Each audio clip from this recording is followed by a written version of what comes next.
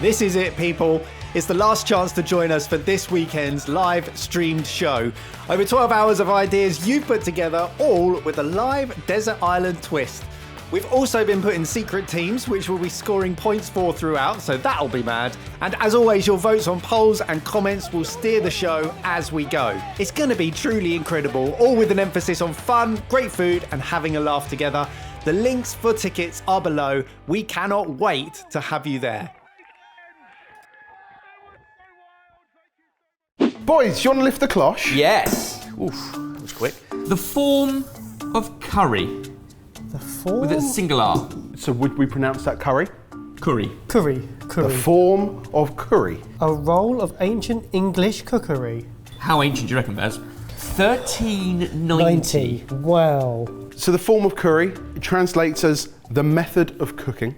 It's the 14th century collection of medieval recipes, and it's regarded as one of the oldest English cookery books. Wow. Fabulous. Help me out with some history. Who were the royals at that point? The original manuscript has been lost, but this is said to have been the works of the chief master cooks of King Richard II. So Forme of Cury was the name given by Samuel Pegg to a roll of cookery, and Samuel Pegg was an English antiquary and clergyman. For me, I need to picture the costume to work out where this is. So, exactly that. Yeah. Only last week, Yeah. I was in a restaurant that's been open since 1293. So a very similar okay. thing, and they dressed medieval. Oh, Blackadder. Yeah. Yeah. But it was in Eastern Europe, like the Balkans. Yeah. And I don't know what it was like here, but I can now picture Okay. a lot of spit roast. Shall we turn to a recipe? It was like a pig going round on a... Speaking of which, boys, turn to page 69. Go to 72. Oh dear. 72. Okay. Oh my word, Barry. We're going to be cooking sorghit. This isn't English. Old English. I'll do the first two words, you do the next no. three. Take pork. And feep it well. And gund it famel and muddle it whoop iron. With Aaron. Bread grated. Oh my goodness. If it helps, boys, I can give you a little bit of an English lesson. So the letter F in Old English represents a soft S, English is hard enough as it is. whilst a hard S is represented by the same symbol as today. So the word house would be spelled Houfe, whereas houses would be spelled the same as today. Yeah, so this actually take pork and seep it well. Although the P has got a funny thing on it, and it's it's a lowercase p versus the capital P of the pork. Is this why you insisted that I be in this video, so you can laugh at me?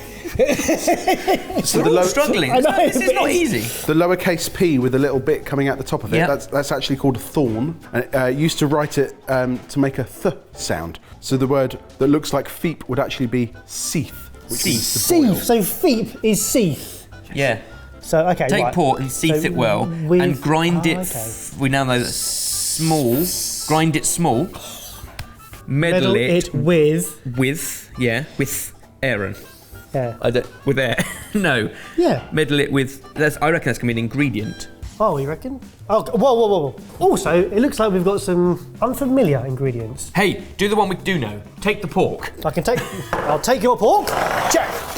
Seeth it well. Maybe don't season it. Seethen it. Seeth it well and grind it small and meddle it with. Oh, God, whipped Aaron. so we're going to make minced pork. Yeah, Grind maybe. it. This is mad. I love it.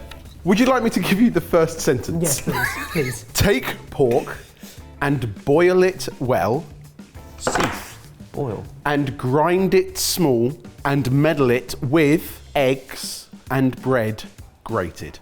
When you say boil, I'm guessing there's a slow cooker here. So is that a hint? Yeah, I think in the medieval times they would have had a pressure cooker, definitely. Okay. Yeah, a But 12 I'm guessing in one we're looking instant to. pot. We're going to slow cook this in a pressure cooker. So Slow cook it quickly. yeah, nice. Yeah.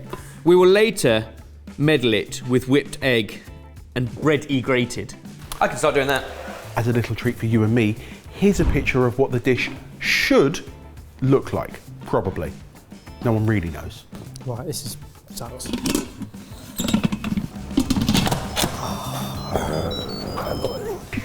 How much water's in it? Bit of oil. All right. No, pressure cook. Boiled. The instruction boil. was boiled, wasn't it? Why have you put oil in it? Needs a bit of oil, surely. It says boil, not oil. You're an idiot. Okay, fine. That bit was in English, Barry. Fine, sorry, chef. I got the next bit. I think I've deciphered it. Powdered something. Strong. So strong powdered something. Why is fort strong? Because that's French. Roquefort. And we already know that from the start of the book it says we've been influenced by the Bretons. So a little bit of French. Roquefort. Roquefort, yeah, it's strong something or other. Interesting. Well, I reckon we're making pork balls. Saffron and pork balls. With black pepper, there's lots of black pepper there. Wet it Soils. with a baton of egg. Bateau of egg. Oh, wait a minute. Fry it, sew it forth. The egg in the bread? Is that a pane? Are we putting the bread in with the pork, or is the pork Is it a very early Scotch egg? with pork? That's delicious. Whilst they work this out, it's worth me saying that whilst the scripts for this book date back to 1390, this book was actually published in its current form in about 1780. It's the earliest known English cookery book to mention spices, such as mace, cloves, gourds, things like olive oil. They would have been incredibly hard to source and relatively rare, probably reserved for the upper classes. Should we have a taste some of these and work out what these are as well? That's a pepper, right? This is a pepper. I think so. Oh wow, there it comes. It's Pepper. It's a very fragrant pepper. So that second sentence, powder fort. Yep. Any ideas what a powder fort might be? So Ben reckons fort is strong. Okay. Powder. I'd have thought you'd like a strong seasoning. A strong powder, and actually if we were to combine some of these spices, pepper, ginger with a warmth, I think this is quite gingery as well. It's not ginger, but it looks like a root or bark of some sort. It's subtle. Clove, which is warming, going back to when they were talking about, before they understood medicine, it was all about the humours, wasn't it? And if you were cold, you would have things that warmed you up, so warming spices like ginger and clove and black pepper. So I think this should be a strong powder. A spice mix. Spice mix. Should we blend something up? So a powder fort is a medieval spice mix likely to have contained some of the following: ginger, Indian bay, clove, galangal. You've got long. I told you it was gingery. You've got long pepper there, which is the peppery one, also known as Balinese pepper. I've never had chewy black pepper. No, really different. Long pepper. Yeah. Well, it is, isn't it? Pestle mortar. Oh, there's one on the back. Pestle mortar feels more in keeping, doesn't it, really? So some long pepper, some galangal, Bark. ginger, I mean these are dried spices, some black pepper, and a clove. You Oregano. mentioned bay. It needs to be strong, so we're going to go for 3 bay leaves. What? You calm down.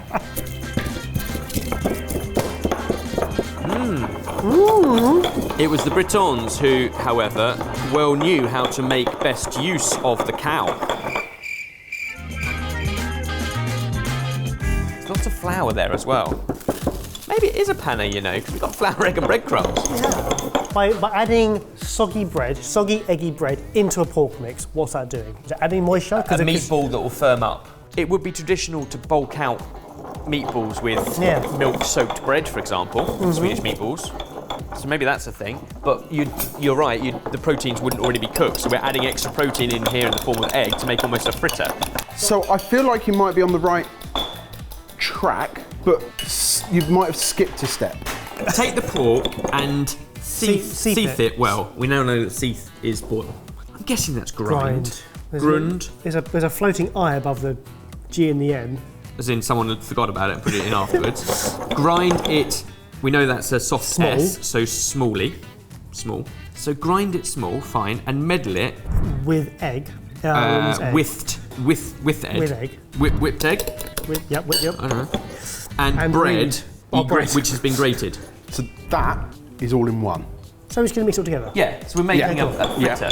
Yeah, but the more you read forwards, you'll see that the paneing thing isn't too far away from...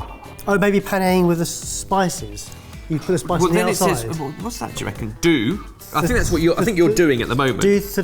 Do a powder of strong spice and saffron. Yeah.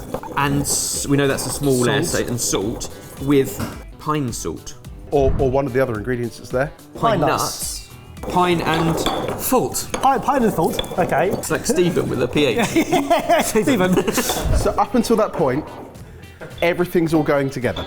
Then you take a cloth. Not cloth, clothes. What was that? Oh yeah, 'cause it's an S. Is it? It's not the same as that one. F. Oh, it's a different type of F. Then take enclosed small balls. If foils, the only other ingredient we've been given that we haven't used is flour and water. Although the water might have been for the pork. You haven't used the sage.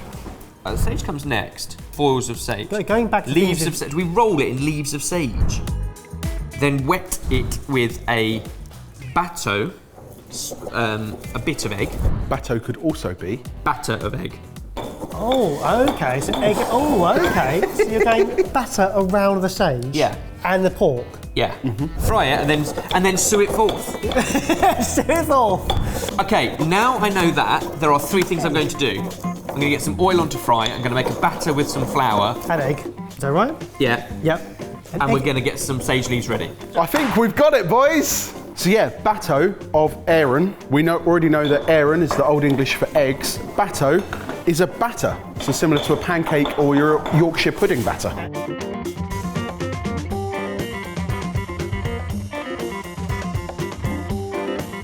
It dawned on us while we were waiting for our pressure cookered pork. It makes perfect sense. Take pork and seethe it well. When you're seething, you're really angry and you're at boiling point and you're literally about to boil over. Yeah.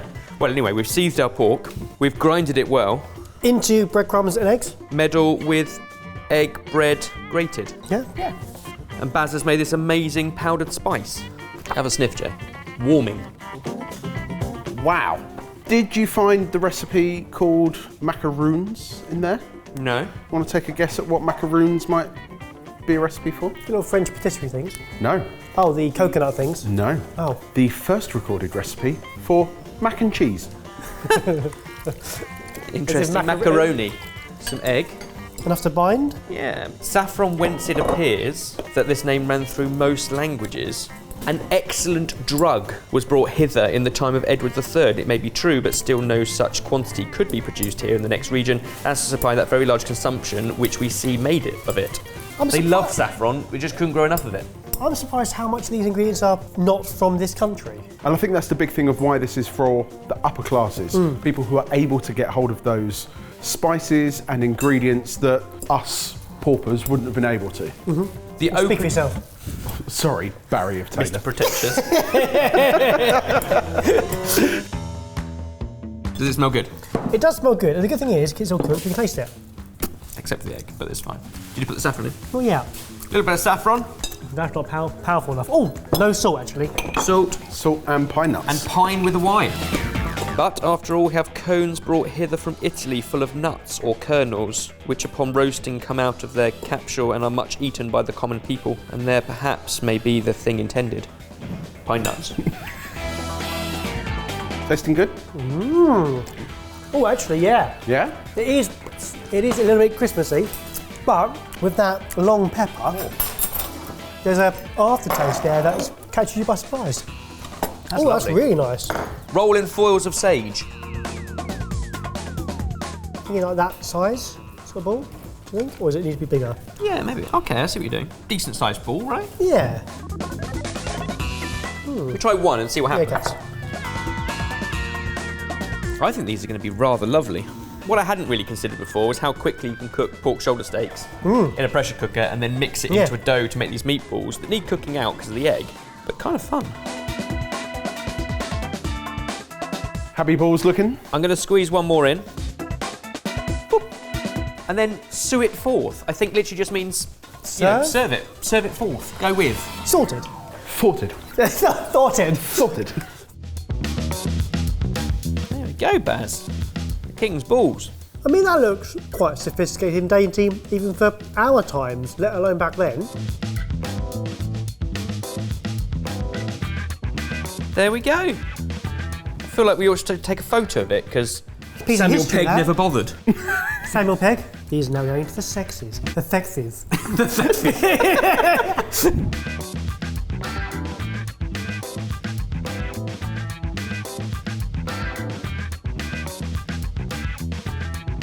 They look really good. No. I mean, I don't know what it's supposed to look like, but they look quite cool. It's got, because of the sage, stuffing vibes. It has got stuffing vibes. but some of the spices have mellowed out a bit since it's been fried. It's really nice. It's really lovely.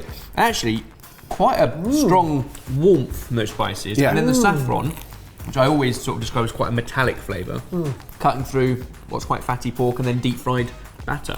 This is the first old-fashioned thing we've done that feels like it's got a place today.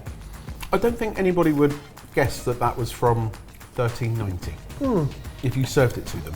Well, do you want to see what the reference photos we found look like? For chapeau.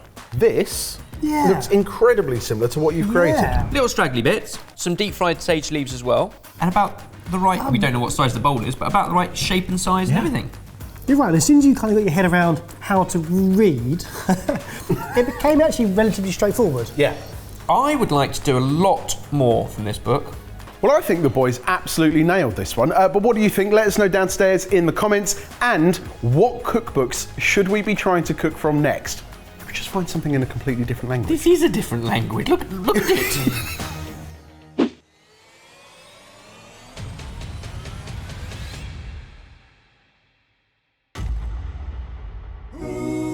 The Abyss Man comes with his band of brothers and a splintered bomb. Food, trials and barrels of fun in a live streamed weekend show.